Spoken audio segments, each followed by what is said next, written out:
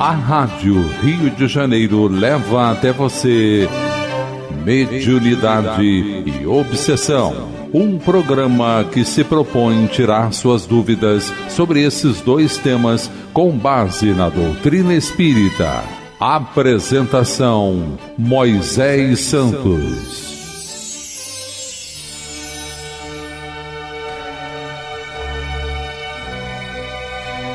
Caríssimos ouvintes da Rádio Rio de Janeiro, eu sou Moisés Santos e este é o programa Mediunidade e Obsessão. Vamos hoje, meu caro ouvinte, concluir a apostila Mediunidade, Estudo e Prática, programa 2, com o tema Atendimento aos Espíritos que Sofrem, em sua segunda parte. E vem aí novidades para você, meu caro ouvinte. Nós vamos estudar a obra Teoria da Mediunidade, do autor Zalmino Zimmermann, da editora Allan Kardec. É uma obra completa que trata tanto da prática, quanto das orientações, diretrizes do uso da moral cristã nas reuniões mediúnicas, da obsessão, do perispírito e todos os recursos para o entendimento que você precisa, meu caro ouvinte, como trabalhador ou como estudioso da mediunidade e da obsessão, para compreender todos esses recursos que a espiritualidade amiga nos oferece. Interrompemos no último programa a condição das lesões ou deformidades perispirituais e paramos no ponto. Situam-se nesse contexto os processos de zoantropia e os de ovoidização. Mas, meu caro ouvinte, o que é a zoantropia e o que é a ovoidização? Vamos esclarecer estes conceitos. Esclarecendo conceitos. Na zoantropia, o espírito perde parcial ou totalmente a forma humana, adquirindo a forma de animais, tais como com aparência de lobo, cobra ou outro animal qualquer. Isso se dá por conta do constrangimento degenerativo imposto por manutenção e administração de criações do mal, de vícios e afastamento muito significativo das leis de Deus. Então o espírito recobra o momento em que um princípio inteligente passou por esses reinos e apresenta-se com essas formas. Na segunda, a ovoidização, ou seja, o espírito forma um ovoide, é a perda da forma humana, ela é extensa, assemelhando-se ao perispírito a uma estrutura oval, um pouco maior do que a do tamanho de um cérebro humano. Nessas condições, tais espíritos somente são atendidos na reunião mediúnica de forma indireta, por meio da prece e das irradiações mentais. Eles não têm condição de se expressarem verbalmente, considerando a gravidade da situação em que se encontram. Então a apostila oferece uma indicação de estudo, onde nós vamos encontrar maiores esclarecimentos a respeito tanto da ovoidização quanto da zoantropia, na obra Libertação. O autor é o espírito André Luiz, psicografia de Francisco Cândido Xavier. Precisamente nos capítulos 6, 7 e 8 constam as explicações sobre a ovoidização, e no capítulo 5 há a descrição de um caso de licantropia. E assim vamos para o item 2, onde a apostila vai apresentar dois exemplos ilustrativos de manifestações de espíritos portadores de graves desarmonias psíquicas, cujas manifestações não são incomuns nas reuniões mediúnicas, são os perseguidores e obsessores endurecidos. São espíritos imperfeitos, bastante conhecidos nas reuniões mediúnicas sérias e instrutivas. Todos eles são espíritos que sofrem, ainda que não admitam, e ao mesmo tempo fazem sofrer, pois se comprazem no mal e ficam satisfeitos quando encontram ocasião de aplicá-lo. Na escala espírita, sugerida por Allan Kardec, são denominados de espíritos impuros. São inclinados ao mal, do que fazem o objeto de suas preocupações.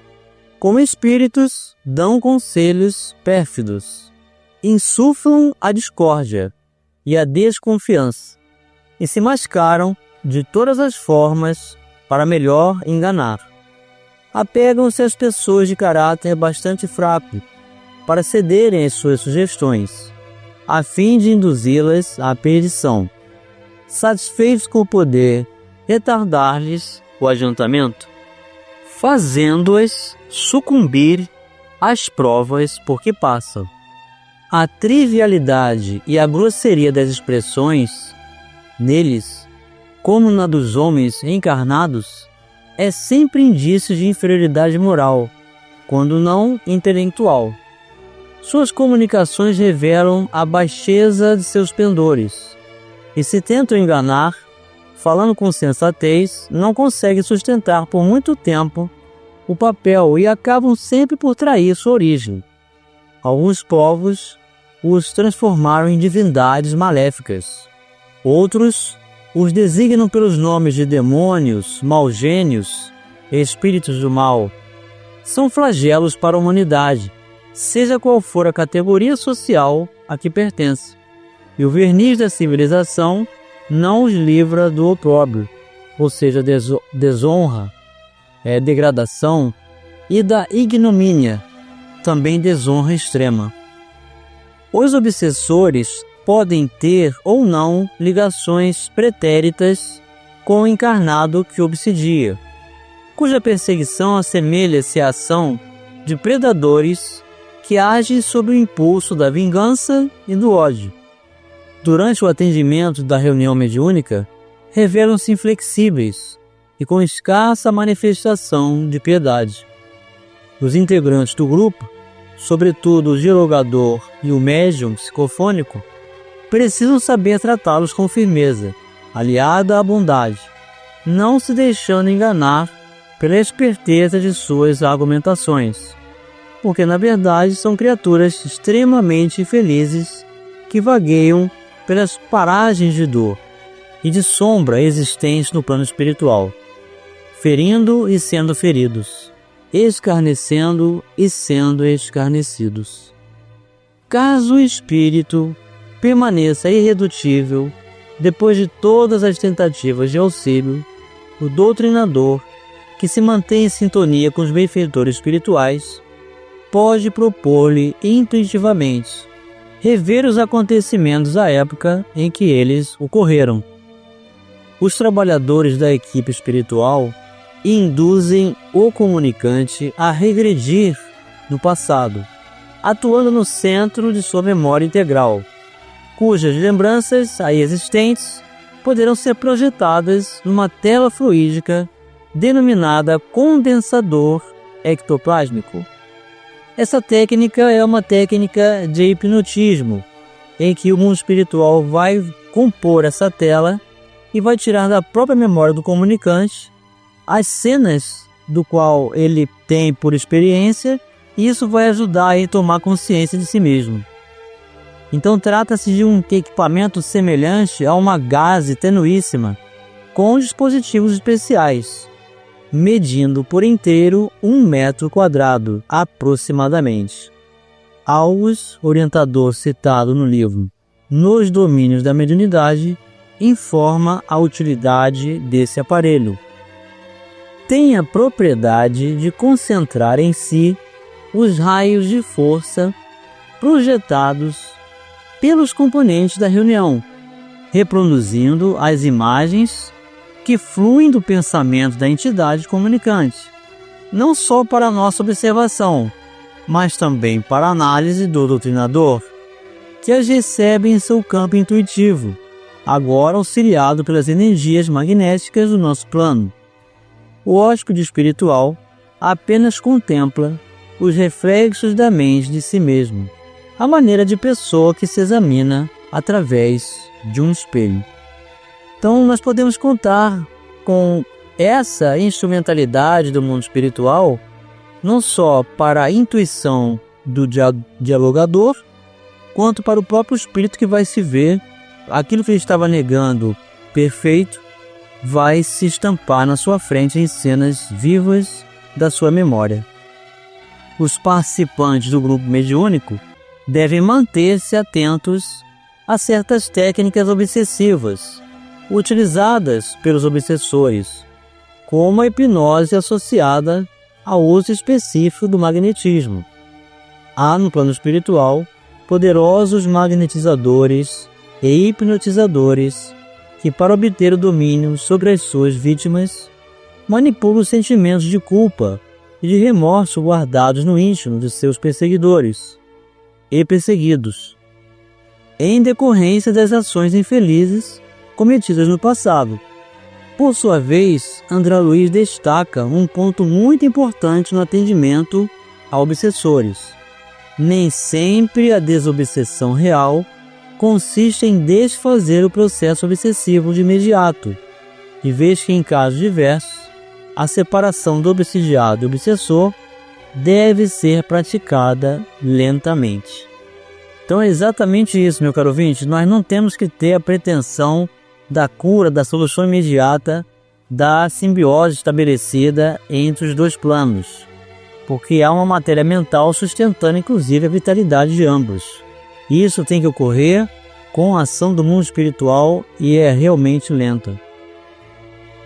A obsessão apresenta muitas faces e facetas que o estudioso espírita necessita conhecer. Entre os obsessores, alguns se destacam pela astúcia e habilidade de aplicar técnicas e recursos obsessivos. A principal técnica utilizada é localizar um desejo central ou tema básico na pessoa que lhes interessa obsidiar. Aprendidos em instituições existentes no plano espiritual, voltadas para essa finalidade, genericamente conhecidas como Escola de Vingadores. As manifestações de espíritos viciados são muito comuns nos dias atuais. O atendimento pelo diálogo exige preparação doutrinária e habilidade do doutrinador, pois tais espíritos não abrem mão tão facilmente das substâncias químicas e de sensações físicas que lhes produzem prazer, mesmo que estas os desestruturem psiquicamente. Vamos continuar estudando o atendimento aos espíritos que sofrem já no próximo bloco.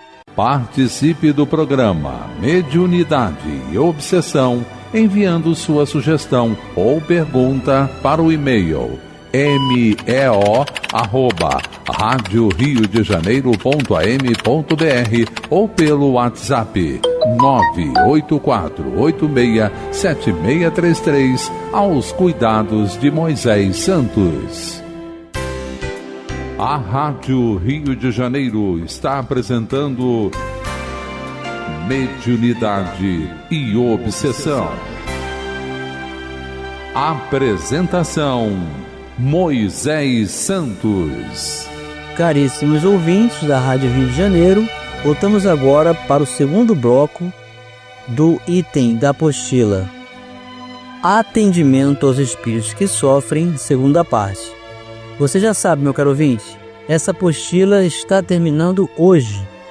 Vamos concluir a 4ª temporada do programa Mediunidade e Obsessão.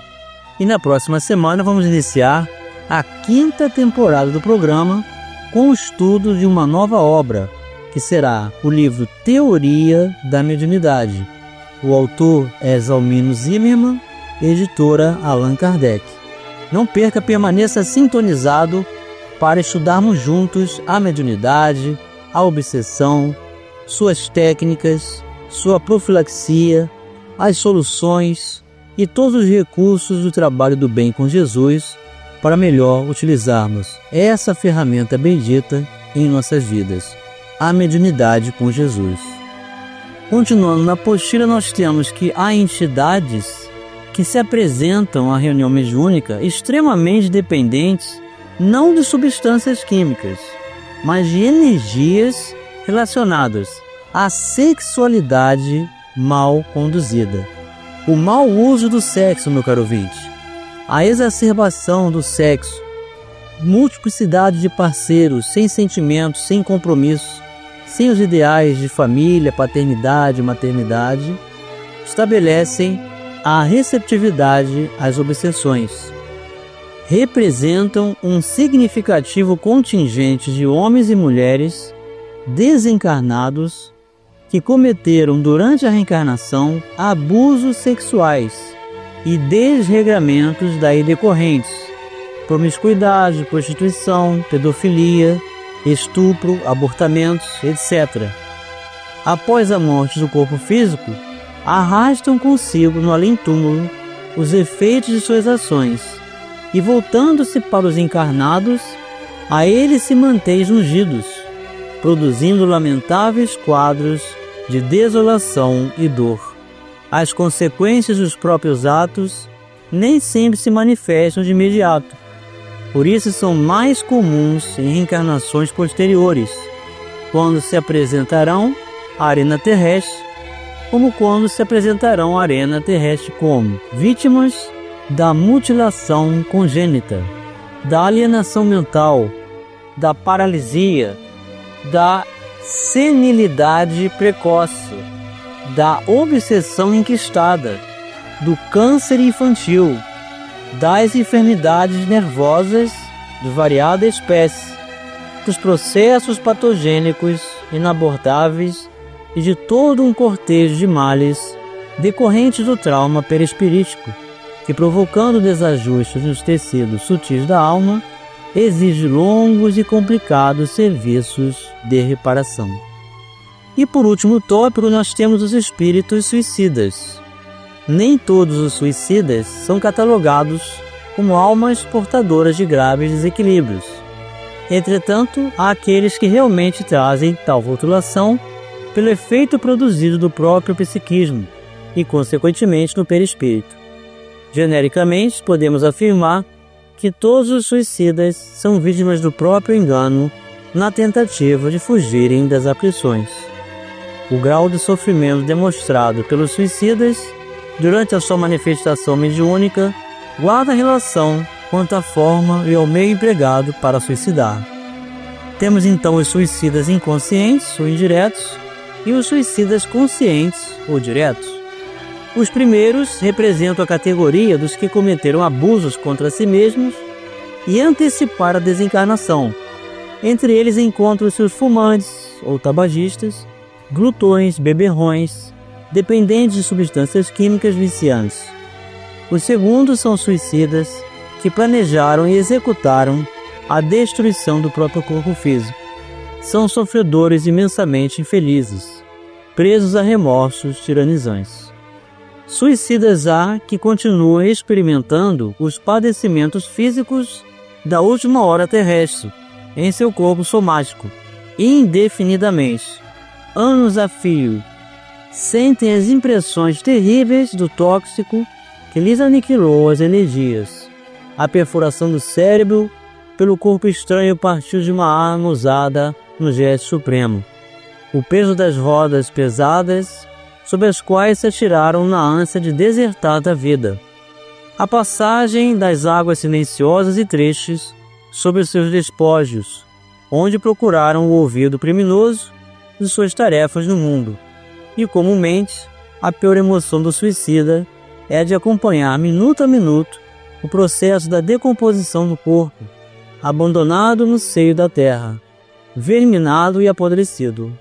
De todos os desvios da vida humana, o suicídio é talvez o maior deles, pela sua característica de falso heroísmo, de negação absoluta da lei do amor e de suprema rebeldia à vontade de Deus, cuja justiça nunca se fez sentir junto aos homens sem a luz da misericórdia. O livro Memórias de um Suicida, da média Ivone do Amaral Pereira, edição da Federação Espírita Brasileira, é leitura imprescindível para todos os que desejam compreender a mente e o sofrimento dos suicidas, assim como a melhor forma de auxiliá-los. Para com todos esses espíritos, meu caro ouvinte, são todos nossos irmãos desencarnados, necessitados de luz, onde vamos lhe oferecer recursos de acolhimento, prece, passes, orientações, nos dispondo às uniões mediúnicas para atendê-los, compreendendo-os como pessoas e que são espíritos reversíveis, ou seja, todos nós podemos realizar um novo começo, nos libertar do mal, receber o auxílio de Jesus para seguir adiante no aprimoramento espiritual, no progresso e da felicidade. Aqui terminamos a apostila Mediunidade, Estudo e Prática, programa 2, desejando a você, meu caro ouvinte, um grande abraço e aguardando na próxima semana o estudo de uma nova temporada da reunião mediúnica que estabelecemos através do estudo Teoria da Mediunidade. E chegou o momento, meu caro ouvinte, de você receber a mensagem ao seu coração. Mensagem ao coração. Do livro Seara dos Médiuns, psicografia de Francisco Cândido Xavier, pelo Espírito Emmanuel, o capítulo 59, sob o título Revelações e Preconceitos, datado da reunião pública de 15 de agosto de 1960, relativa à questão número 301 do Livro dos Médiuns, em seu terceiro parágrafo. Inquires, muita vez, por que motivo os instrutores desencarnados silenciam determinados temas doutrinários em determinadas regiões. Junto desse ou daquele povo, falam na reencarnação com veemência, enquanto que junto de outros parecem ignorá-la. Aqui relacionam as graves consequências do suicídio, e adiante, como que apagam todas as referências em torno de semelhante calamidade, considerada ainda, em certos agrupamentos raciais, como ponto de honra. Em muitos lugares, prestigiam as observações do fenômeno, e em outros, destacam os merecimentos da escola.